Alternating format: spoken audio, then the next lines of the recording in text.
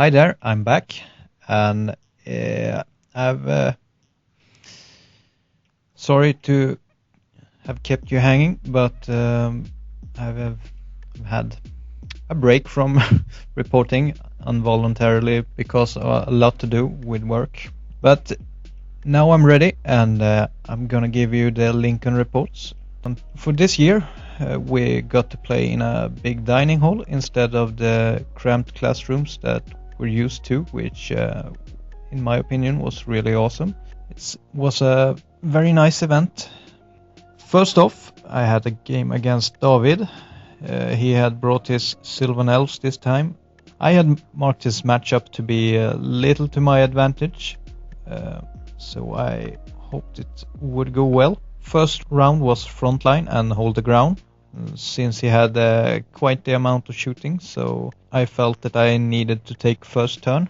I usually feel a lot more comfortable to be the reactive player when it comes to the deploy, and Dread Elves are rather short-ranged too, so the advantage of first turn is not that big when it comes to facing an army with long range. Well, it turned out like this, with me getting first turn. The light was a bit troublesome when taking photos, but on my side from the bottom we have the Raven Cloaks, then radio units with Corsairs behind. Next is the Spears with the BSB and the Assassin. Dancers with the General, and lastly the Acolytes somewhere around the top of the picture. On his side from the bottom are his sisters, the Kestrel Knights, Wild Huntsmen, Tree Men, Archers, Spears with General and the Eagle behind. Next he has the other Tree Men, Wild Huntsmen, and lastly Archers with the BSB. After Vanguard it looked like this. I'm still a bit undecided what to do, so the first approach is to take it defensive and see if I can shoot myself to an advantage. First turn I move my blocks up a little, but most things stay put to shoot. I didn't get anything for magic, and the only thing I could shoot at was the hard stuff, which only amounted to one dead sister and one huntsman, I think. Since I was sadly too lazy to look through the army books one more time before the tournament, I was ignorant of how good Kestrel Knights actually are, and I had left them with an easy charge on the cloaks, since I thought the cloaks would handle them. He takes that charge, and my standing shoot does nothing. Other than that, he moves up to start forming a crescent line. I don't remember exactly, but between magic and shooting, I'm at least one raider unit shorter. And in combat, his Kestrel Knights kill 6 Raven Cloaks, and I do 3 wounds back. I break, but get away. I still have some hope to gain the advantage through range and magic, and since I'm a bit bothered by getting charged by his combat units, I only move the raiders up to try and deal with his sisters. The Raven Cloaks rally magic, and I still can't get anything through. Shooting only killed one sister, or 1 or 2, so another rather disappointing turn. He starts by charging the Raven Cloaks again. His huntsman on the right flank failed frenzy, but they also failed to reach my units, unfortunately. Next he diverted dancers with Eagle. He also moved the Tree Men and Spears up a bit. With shooting and magic he killed some dancers and another raider unit. His Kestrels killed the Raven Cloaks and overrun. The cloaks can't wound them before they go down. It's time to get into action. I used the reroll aura to get both Spears and Acolytes into the Tree Men, so that the Spears after that can overrun into his Spears. Dancers give the flank to his remaining huntsmen on the right, but I placed the General in that corner, so I should be okay. I don't want the other huntsmen in the flank of the Spears, and divert them with an Acolyte unit. I guess my raiders must be fleeing, since I should have used them otherwise. Magic still can't do anything In combat I do 1 wound with the impact hits. The assassin then finish it off by getting 2 wounds through that then multiply into 5. The spears overrun into his spears as I had hoped, and I think it's a decent turn at least. I missed out on some pictures here, but he charged the acolytes, and I think the Corsairs failed a terror test, while the raiders might have fled from his sisters. Magic and shooting must have finished off the last raiders. Shooting, including hail shot, killed 4 acolytes and a bunch of dancers. In combat he unfortunately killed the whole acolyte unit in one go. In the other combat I am so focused on killing his hero before he buffs his unit, so when he's challenged with his champ I take it with the BSB so that the assassin can finish off his hero general. The altar max out on impact hits on his champ, so far so good. But then the assassin who the turn before single-handedly one-shot a 3-man, now flunk badly and can't put a single wound on a toughness 3 hero. The assassin gets killed in return and he then goes to town on my spears. I break, but thankfully I get away. By breaking the last acolyte, thereby panic. And in my turn, it don't rally. The dancers charge his spears and the altar rally. No magic and no shooting, so in combat I kill his general and break the spears but can't catch them. He then rallies the spears in his turn and close in on my remaining units. The dancers and general get pincushioned. So turn 6 I screwed up the pictures again and missed some turns, but now we're at my last turn. I got 1 acolyte and the altar left, while he has a lot more and sits with 1 archer unit at the objective.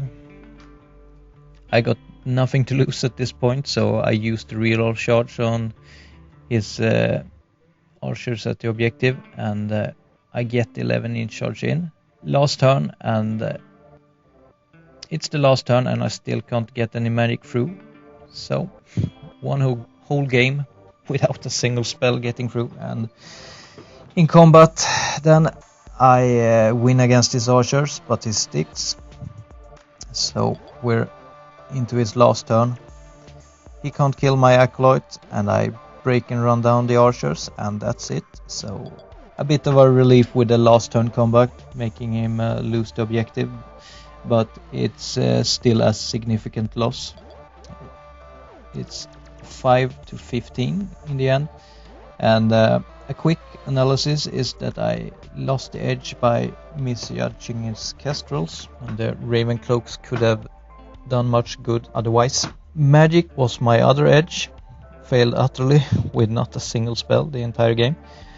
And lastly, my flunking assassin gave him the game, and I was lucky to get some points back in the last turn.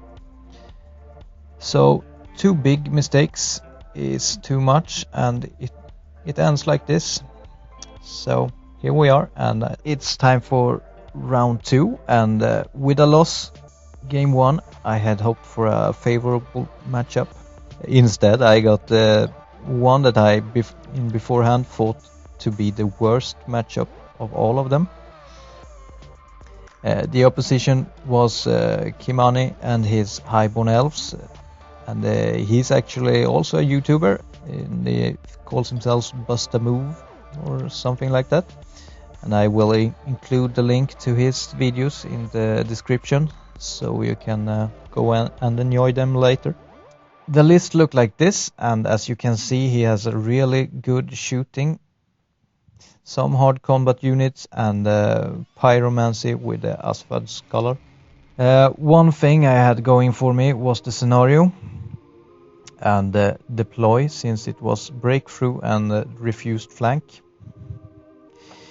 He chose side and I prioritized a speedy advance instead of getting first turn, so the deploy looked like this. He deployed everything and went for first. I was really happy to see his Lion Guard behind his line, since that means I won't have to worry about those units when I destroyed his archers. As you see, he has a castle around a hill with the spears protecting his right, Lion Guard at the back, archers in front. On the hill are his bolt throwers with the general and knights in front. Furthest to his left and in front of his lines are his reavers. I deployed as close as possible, so from the right we have corsairs, dancers with the general and the assassin.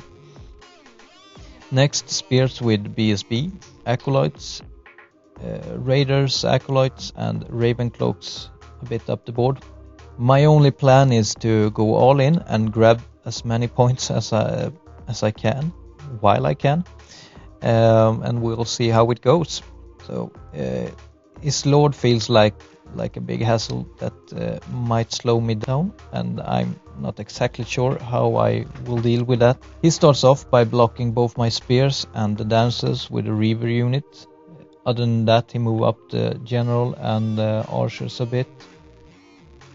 Magic and I prioritize dispelling Scorching Salvo, which he of course managed to roll. He goes all in on destroying the dancers, and he manages rather well and kill about 19 of them.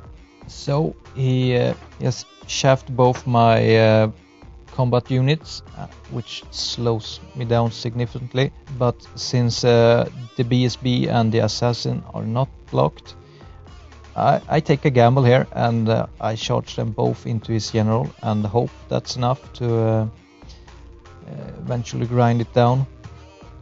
I know that the assassin will go down, but I hope it will do something first, so that the BSB might finish it off before it too goes down.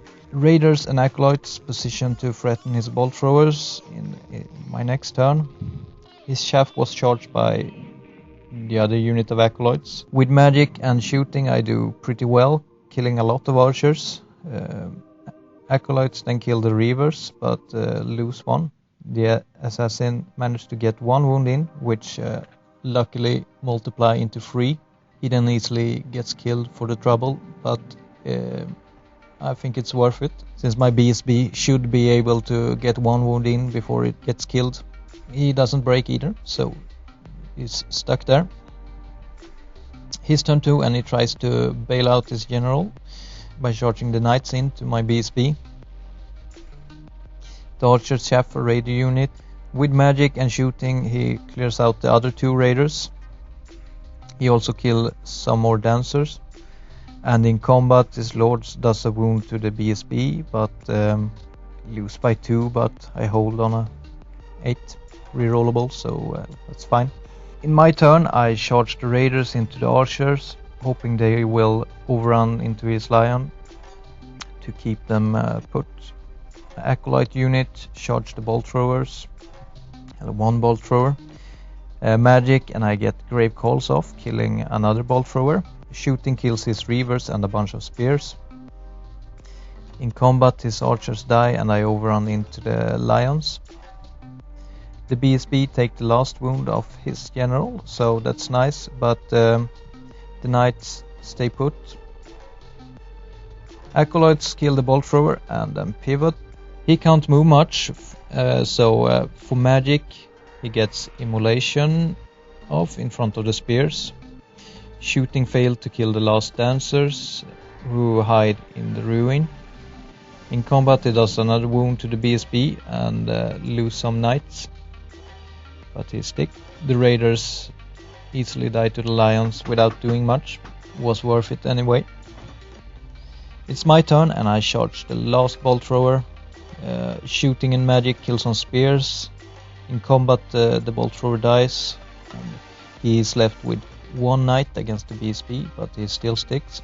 At this point things feel really good, and he can blast me with magic all he wants, and I still will get a draw at the worst, which I'm totally fine with. Probably aiming for my BSB, he rather carelessly moved the lions up.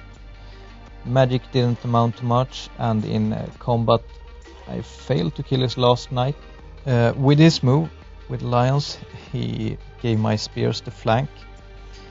So at this point it's pretty much over when I make the charge with the spears into the flank. He can't flee without being pushed up the board, so he chooses to stick. And shooting and magic kill all but one spear elf. Combat goes as expected, and I also run them down. We call it at this point, since he only got 2 models left.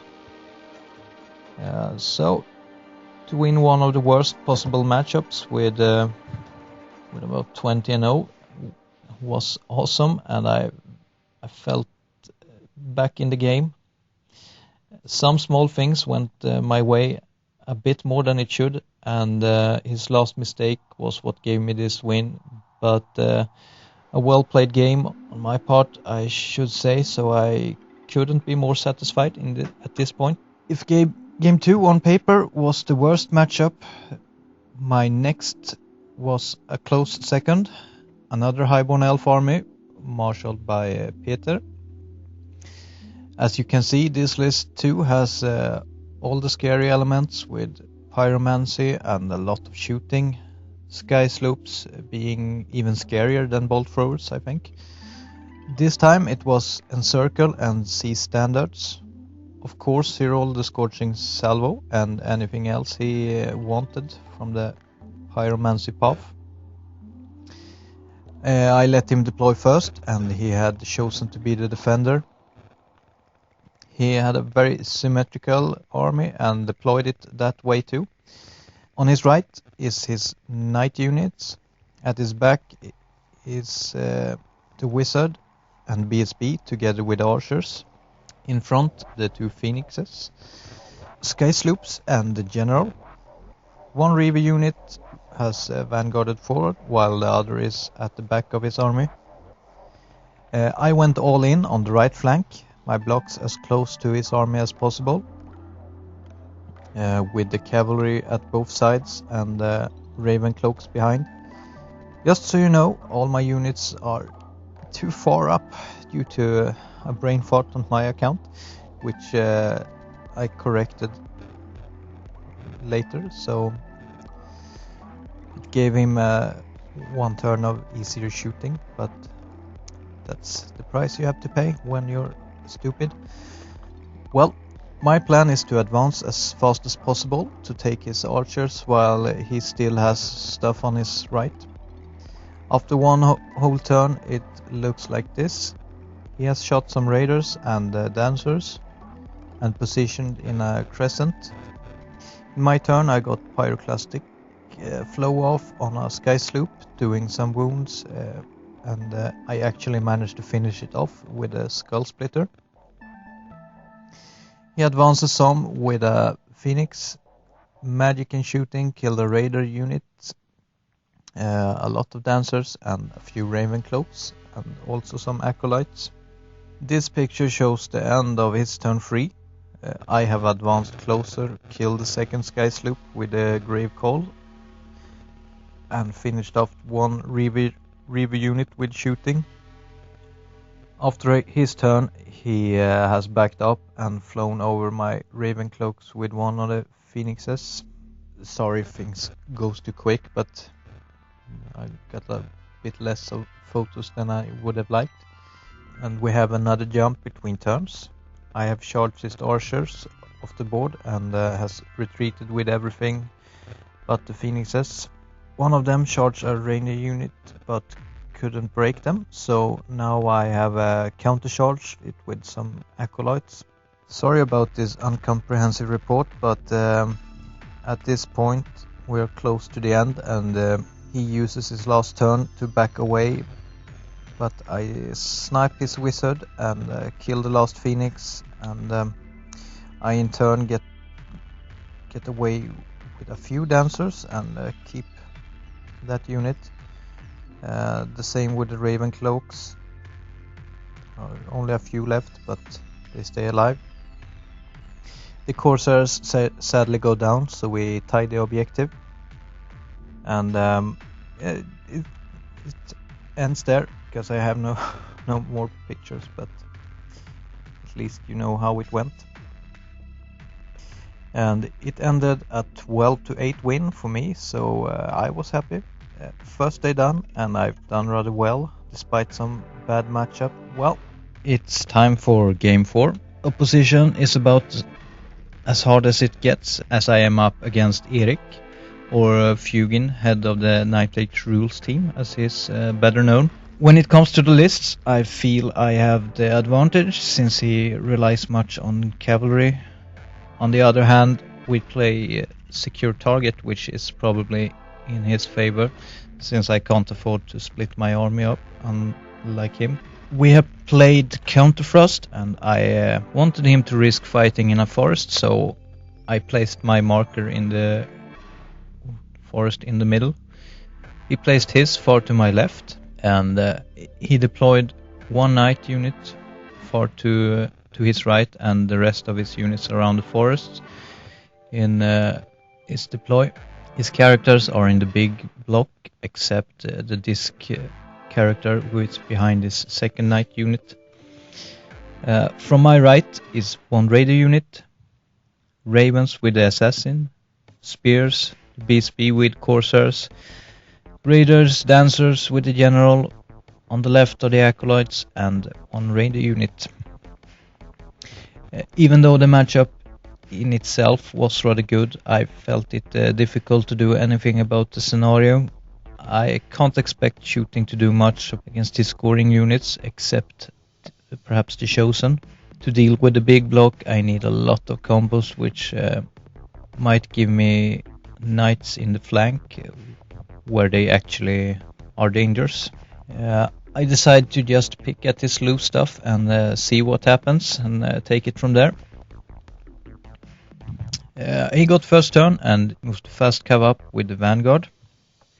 When it's his actual turn, he blocks my acolytes with one of the fast cav unit, with the Chosen trailing behind. On his right, his knights go up. In the middle, he moves forward with only knights staying behind.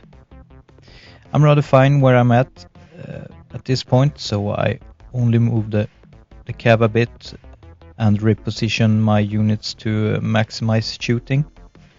For magic, I get grave calls off, killing one of the barbarian cav units. Unfortunately, I blow two acolytes up with the miscast. The shooting isn't as effective as I had hoped, and leaves him with one barbarian model left. His turn again. He doesn't do much more than advance with the Chosen and run the last barbarian horseman to safety. My turn, and I take aim at the Chosen. I would have liked to get closer to deal with any of the knight units, but I can't risk being charged at this point. I kill half of the Chosen this turn with magic and shooting, but one stupid thing was that I forgot to move the raider unit in the center. He takes advantage of that, since I guess he reckons the Chosen views them as dead anyway.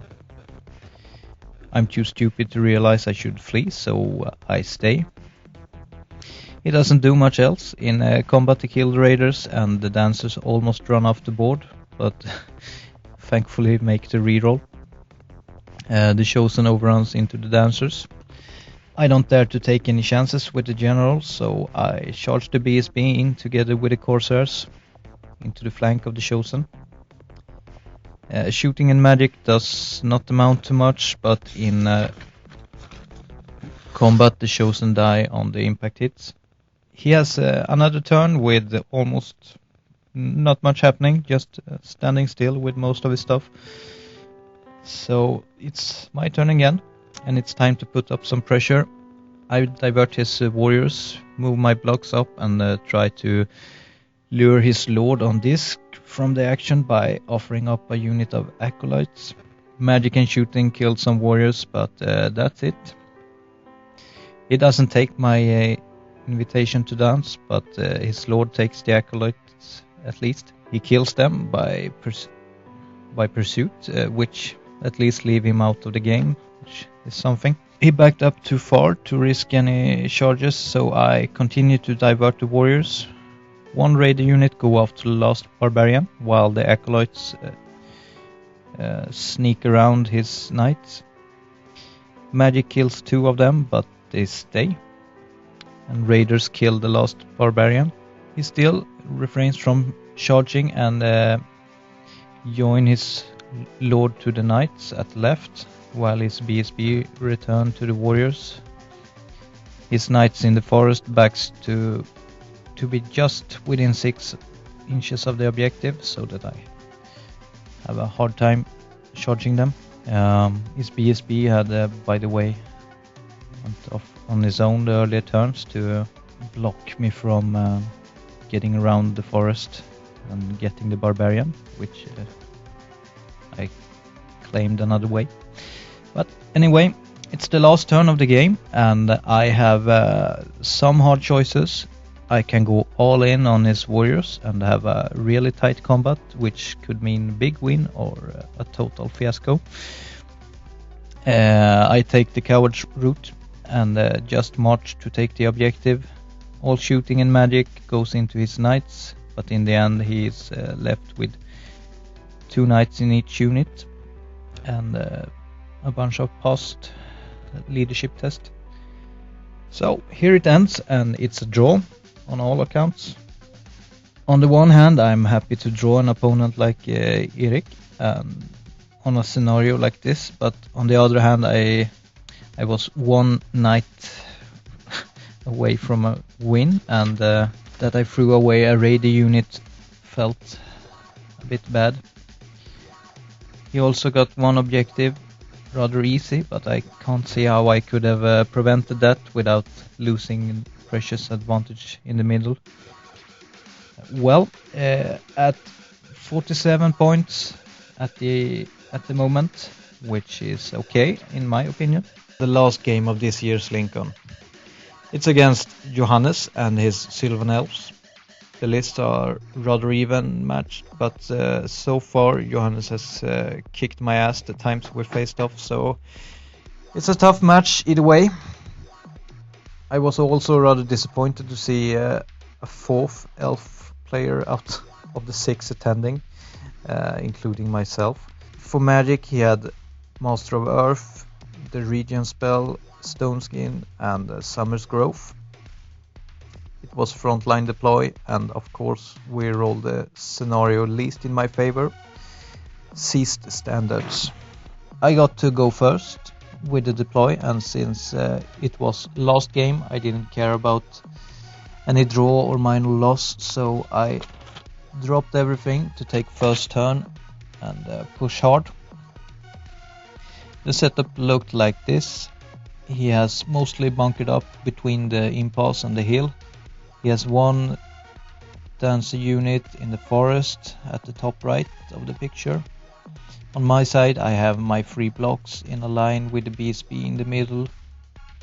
Spears and general in the dancers, in front are the raiders, and behind are the acolytes. Out of the pictures to my top left are the Ravencloaks with the assassin. The plan is simple and a real gamble. I will push everything at his rangers and hope I will have enough models left when it's time. Shooting and magic will focus on his shooting to save me some combat bodies. The cloaks and the assassin will hopefully soak up much attention on the left, which might save me some combat wounds. First turn, and it looks like this. I have pushed everything forward. For magic I got 4 dice to his 3, so I felt that I needed to throw everything at a pyroclastic flow, since that was the only spell in range. It was not worth it, since I only killed 1 ranger and 1 dancer while rolling double 6, destroying the ring. Perhaps stupid in hindsight, but totally in line with the gamble approach I went into this game with. Shooting was also rather disappointing, since I only killed about 4 archers in total. I missed taking pictures from his turn, but first of his dancers on my right flank took turns charging my raiders, who all fled. He gets a good magic phase, which kills a few Ravencloaks and restores his archers almost to full strength. Shooting kills some more Ravencloaks and some dancers. Now, this picture is from the end of my turn 2. All my raiders rally and I send one of them to chaff his dancers. The rest moves along the chosen path. Magic does nothing and shooting does about the same. This picture then is from before he combat in his turn 3. In these turns everything happens. He diverts my coursers and hopes that also will block my whole advance. He also blocked my raiders with Dancer unit, while one Dancer unit kill another raider unit on my right. Shooting and magic kill about 15 of my dancers, so I need to make things happen pronto. I start by charging his chaffing eagle with the corsairs. When I also charge with the BSB, he decides to flee. The BSB redirect into his archers behind the eagle, who also flees. The corsairs redirect into the other eagle, who flee off the board. My acolytes charge another archer unit, and they too flee.